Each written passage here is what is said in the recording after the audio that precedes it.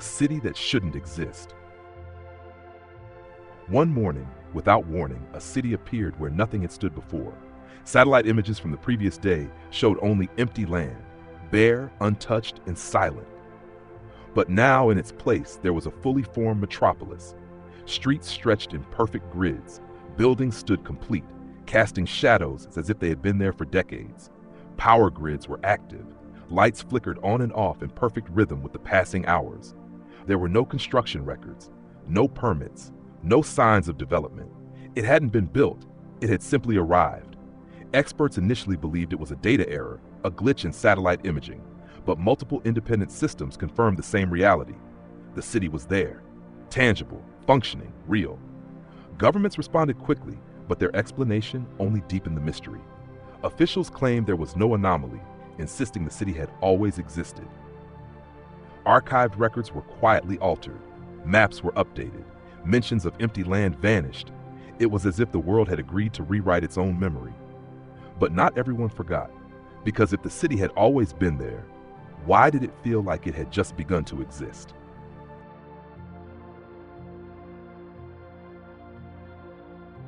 The discovery of the impossible city. It began with a discrepancy, small, almost invisible, the kind of error that usually gets dismissed and forgotten. A satellite analyst reviewing routine geographic data noticed something that didn't align. A section of land, previously recorded as empty and undeveloped, now displayed a dense urban structure. At first, it seemed like a simple overlay glitch. Data corruption wasn't unheard of. Systems failed. Images overlapped. Mistakes happened. But this wasn't a mistake. The analyst cross-checked the coordinates against multiple satellite feeds, government archives, private imaging companies, even publicly accessible mapping tools. Every source returned the same result. The city was there, not partially formed, not under construction, complete, perfect. The layout was unnervingly precise. Streets formed geometric patterns too clean to be accidental. Buildings were arranged with a logic that felt deliberate, almost calculated beyond human imperfection. There were residential zones, commercial districts, and what appeared to be functioning infrastructure. Power stations, transit systems, even parks. It wasn't just a cluster of buildings. It was a living, operational city, except no one had ever seen it before. Historical records were pulled. Archived satellite images from weeks, months, even years ago were examined. In every version prior to the most recent update, the land was empty. No foundation work, no gradual development, no signs of human activity at all. Then suddenly, without transition, it existed. The discovery quickly spread through internal channels. Analysts flagged it. Supervisors escalated it. Within hours, the anomaly reached agencies that weren't supposed to deal with anomalies. And that's when things began to change. Access to certain data sets was restricted. Some archives became temporarily unavailable. Requests for clarification were met with silence, or worse, vague reassurances that nothing unusual had occurred. Then came the official statement. There is no discrepancy. The city has always been there. The words felt rehearsed, final, as if the conclusion had been decided long before the investigation even began. But independent observers weren't convinced. Online communities began dissecting the data, comparing cached images, digging through forgotten archives. Screenshots surfaced, proof that at some point the city did not exist. For a brief moment, the internet buzzed with theories. Government cover-up, experimental project, something classified, or something impossible. Then, just as quickly as it started, the evidence began to disappear. Posts were deleted, accounts went silent. Archived images were replaced with updated versions that showed the city in every timeline as if it had always been part of the landscape. Even personal backups, files saved offline, were reported to have changed. Reality was correcting itself, or rewriting itself. But a few people remembered the truth. They remembered the empty land. They remembered the moment the city appeared. And no matter how many records were altered, no matter how many times the world insisted otherwise, one fact remained impossible to ignore. You cannot build a city overnight. And yet, somehow, this one had been.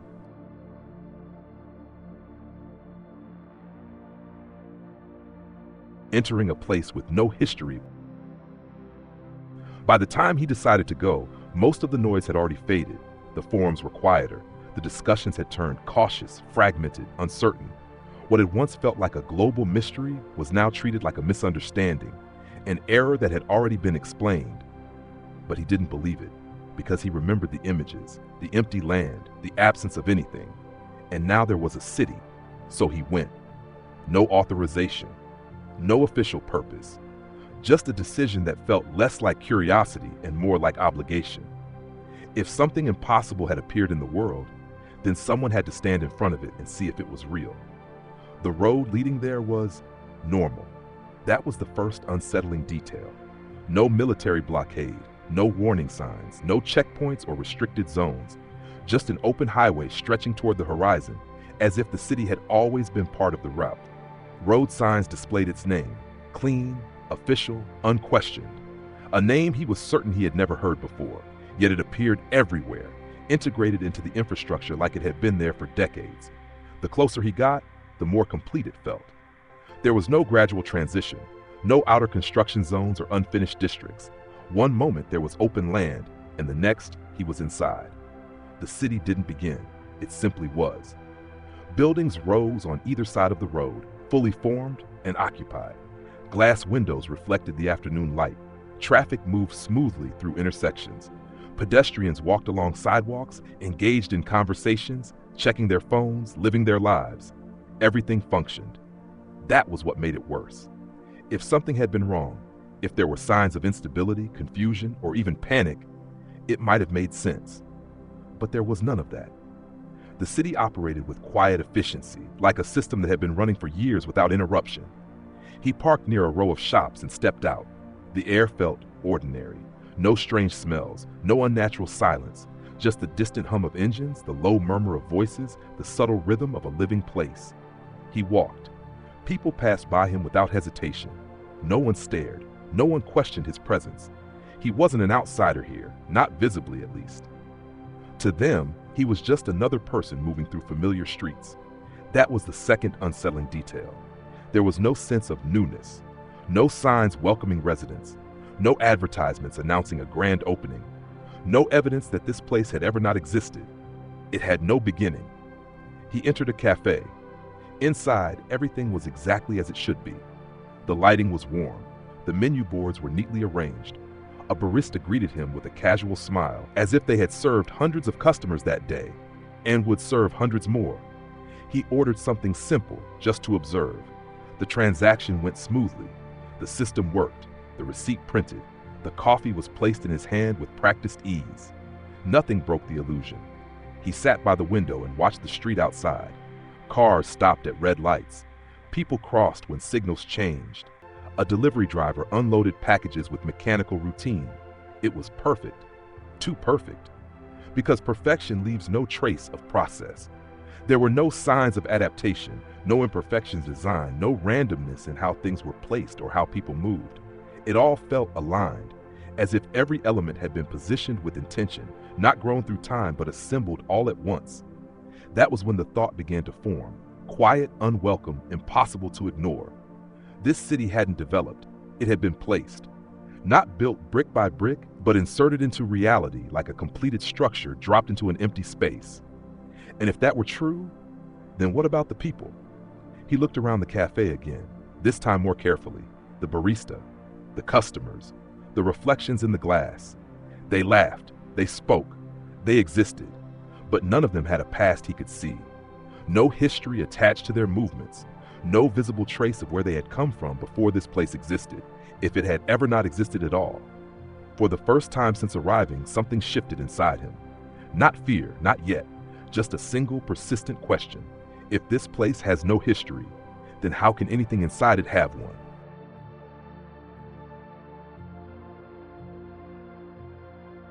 A city that never sleeps. At first, it felt like nothing.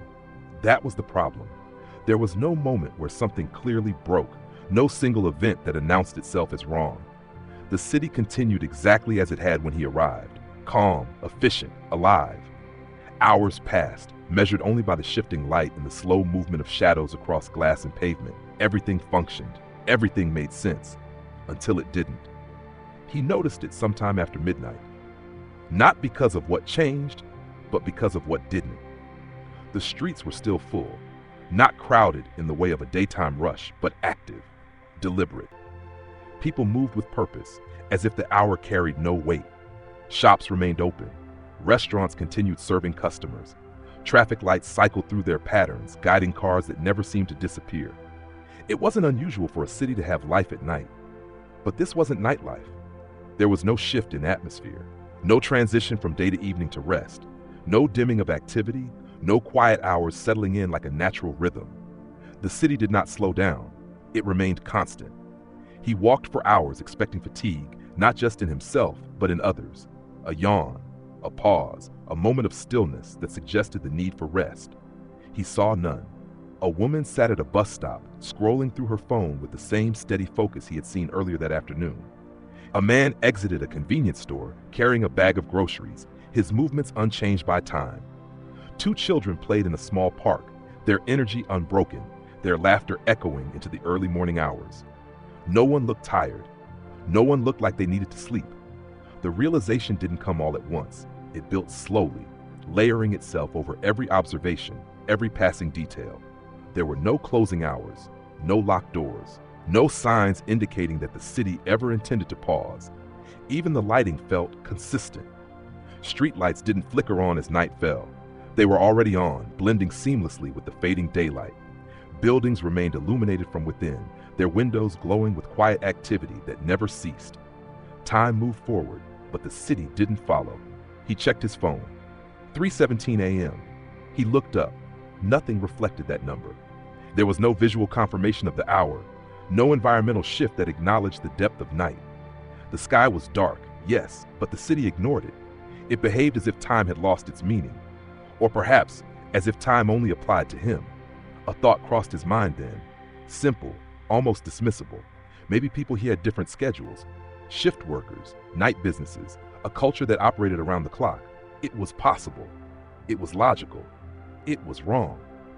Because patterns, even unusual ones, still create contrast. There should have been people leaving as others arrived. Signs of transition, a cycle. But there was no cycle here, only continuity. He returned to the same cafe he had visited earlier. It was still open. The same barista stood behind the counter. Not someone similar, the same person, same posture, same expression, same calm, steady presence, as if no time had passed at all. He approached the counter, studying her more closely this time. "Long shift?" he asked casually. She smiled, polite but distant. "I'm always here," she replied. The words landed strangely, not like a joke, not like sarcasm, like a statement of fact. He didn't respond, just nodded, taking his drink and stepping back into the street. The air felt different now, not colder, not heavier, just wrong. Because once you notice something like that, you can't unsee it. He began to look closer, at faces, at movements, at the subtle repetitions hidden beneath the surface of normality. A man crossing the street at the exact same pace he had seen hours ago. A car passing through an intersection with identical timing. Conversations that felt slightly too aligned, as if responses came a fraction too quickly, too perfectly matched to what was being said. Not enough to prove anything, just enough to feel it. The city wasn't resting. It wasn't pausing. It wasn't even changing. It was maintaining, holding itself together in a continuous state of activity, as if stopping, even for a moment, was not an option. And that's when the question finally surfaced, no longer avoidable. When was the last time anyone here had slept? He stopped walking, turned slowly, watched the people around him move through their endless routines. And for the first time since arriving, the city didn't feel perfect anymore. It felt strained, like something being held in place, like something that required constant motion to keep from collapsing. And if that were true, then rest wasn't just unnecessary, it was dangerous.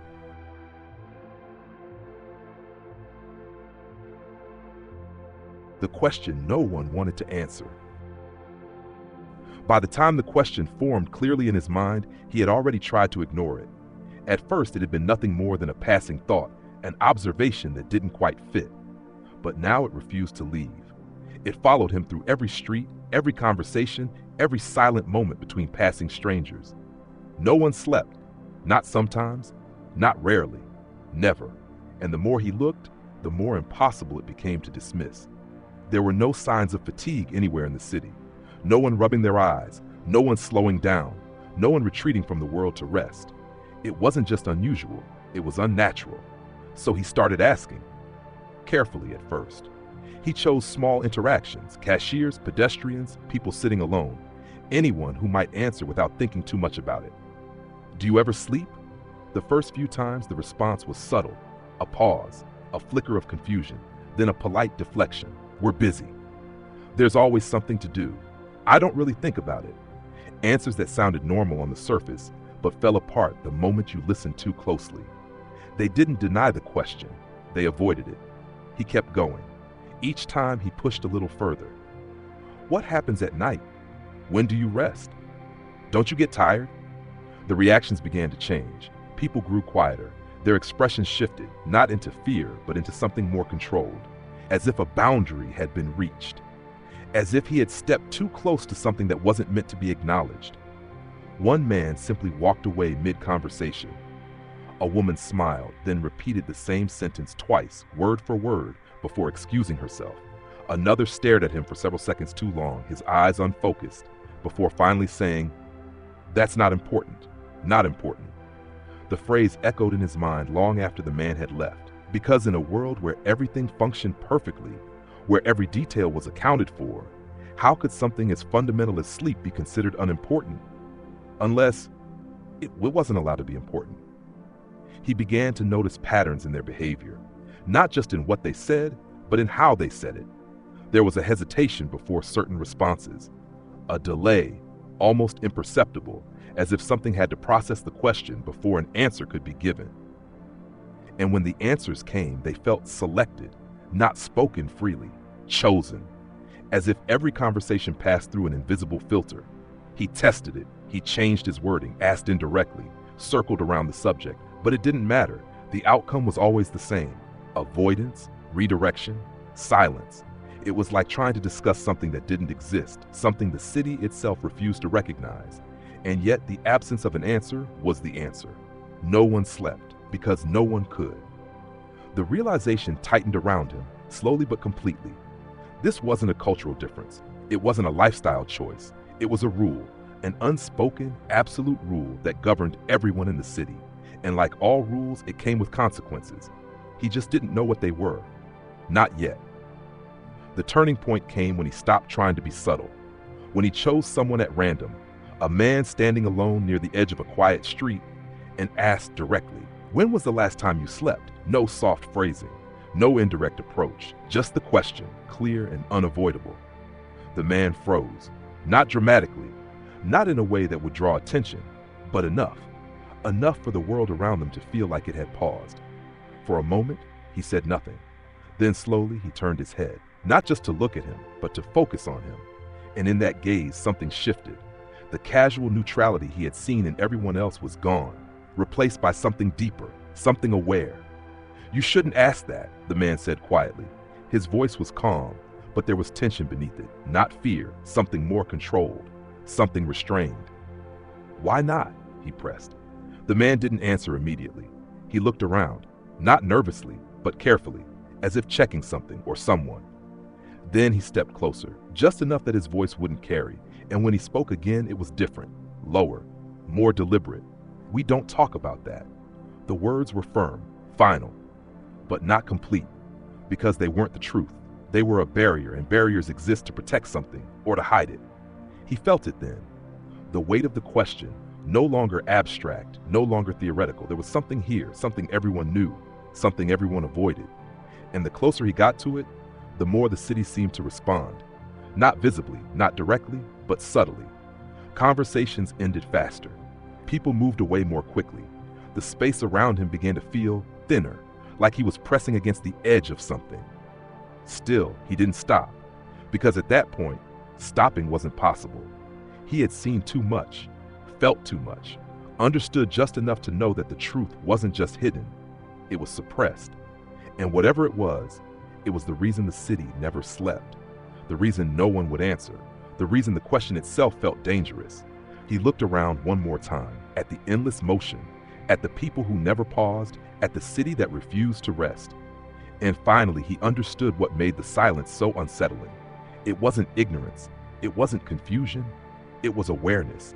They knew the answer, every single one of them. They just weren't willing or weren't allowed to say it.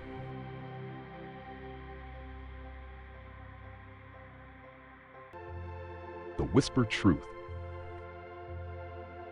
He stopped asking after that, not because the question had lost its meaning, but because it had gained too much of it.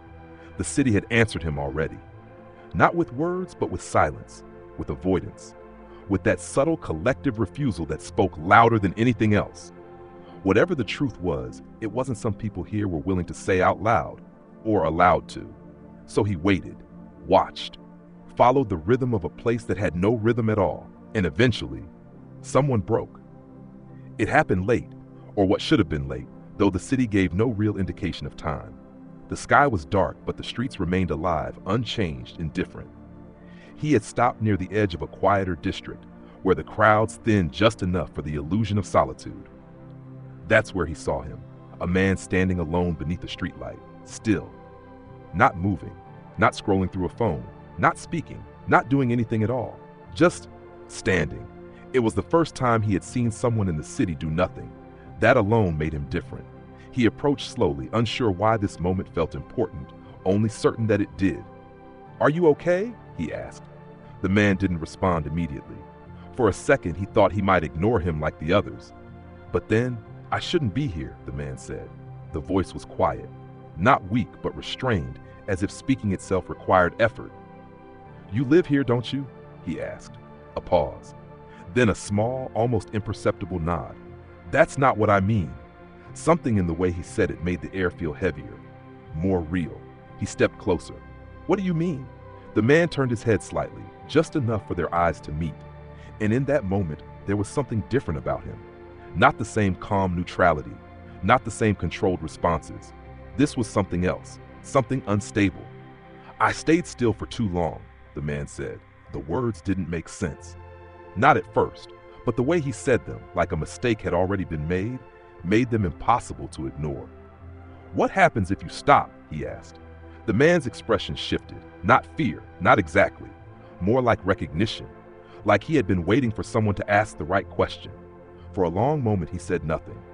Then he looked past him, scanning the empty street, again, not nervously, but carefully, as if he were measuring something, timing something. Then slowly he stepped closer, close enough that his voice dropped to a whisper, and when he spoke, the world seemed to narrow around the words. "We can't sleep." It wasn't new information. He already knew that. But hearing it said out loud, clearly, directly, felt different. He held his breath. "Why?" he asked. The man closed his eyes for a brief second, as if even acknowledging the question was dangerous. Then he opened them again. And this time, there was no hesitation, only certainty. "If we sleep," he stopped, swallowed. And for the first time, there was something unmistakable in his voice. Fear. Not loud, not uncontrolled, but real. "We go back." The words hung in the air, heavy and incomplete. Back. The word echoed in his mind, searching for meaning, for context, for anything that could make sense of it. "Back where?" he asked. The man shook his head. "I don't know." It didn't sound like a lie. It sounded worse than that. It sounded like the truth. "I just know we can't." A silence followed, deeper than any before, because this wasn't avoidance. This wasn't deflection. This was the closest thing to an answer he had been given since entering the city, and it didn't explain anything. It only made everything worse. "What happens if someone does?" he asked quietly. The man didn't respond, not right away. Instead, his gaze drifted past him, beyond him, into something that wasn't there, or maybe something that used to be. "I think," he began slowly, "they disappear." The word landed softly, but its meaning didn't. "Disappear?" he repeated. The man nodded. "Not like leaving," he added. "Not like going somewhere else." Another pause, then more quietly, "Like they were never here." A chill moved through him, because that wasn't just fear of death, that was something else entirely. Erasure, the removal of existence itself. He took a step back, trying to process it, trying to find something logical to hold on to. But there was nothing, no evidence, no proof, just a whispered truth from someone who wasn't supposed to say it. "Why are you telling me this?" he asked. The man looked at him again, And this time, there was something almost like desperation in his eyes. Because you asked, a simple answer, but not a complete one, because there was something underneath it, something unspoken, a reason, a warning, and maybe a hope. Before he could say anything else, the man stepped back, the distance between them returning as quickly as it had closed. "You should keep moving," he said. The calm was back in his voice now, the control, as if the moment had already passed. "As long as you're moving, you're fine." The sentence felt wrong, not because of how it sounded, but because of what it implied. "What happens if I stop?" he asked. The man didn't answer.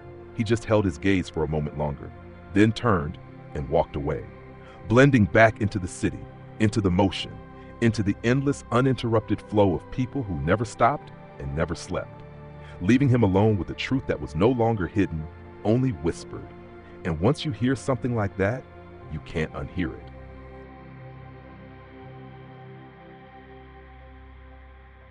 The realization of what the city really is.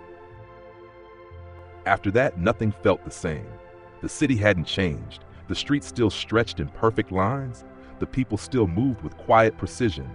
The lights still glowed without interruption. But now he could see it, not clearly, not completely, but enough. The truth didn't arrive all at once. It unfolded slowly, like something revealing itself only when observed from the right angle. Small details, things he had dismissed before, began to align in ways that were impossible to ignore. Patterns, repetition, structure without origin.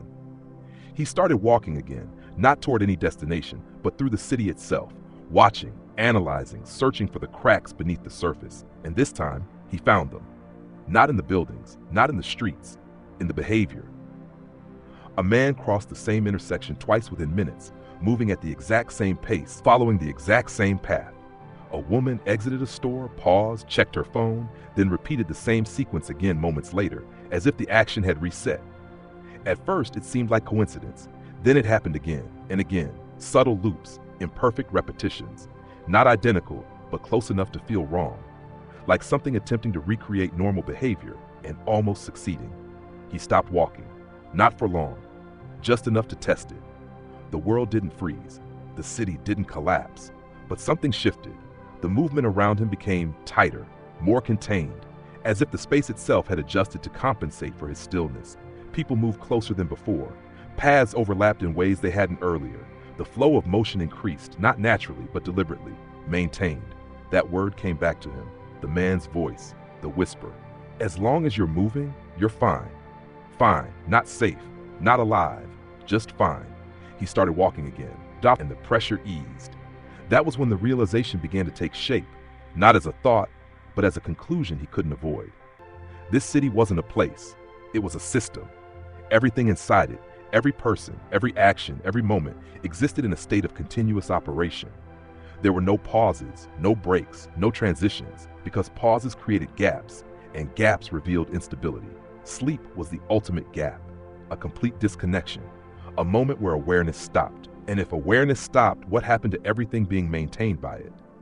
He looked around, really looked, at the people, at their movements, at the way they existed, not freely, not unpredictably, but within boundaries they didn't seem aware of. They weren't just living in the city, they were sustaining it. Every step, every action, every second of consciousness, holding something together, something that didn't exist on its own.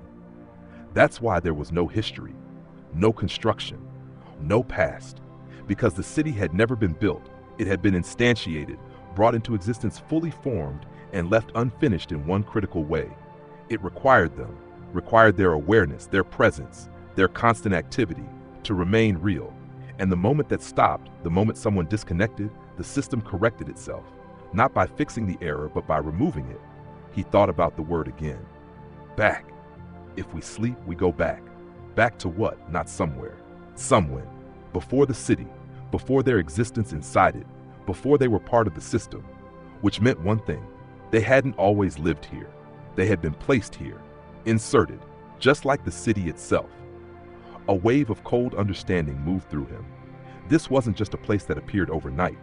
It was a reality that required constant confirmation to exist, a structure balanced on awareness, a world sustained by consciousness.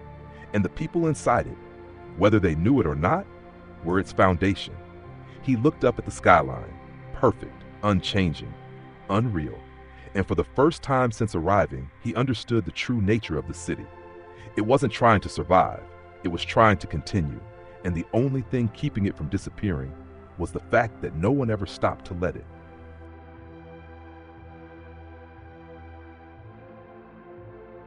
The question you can't escape.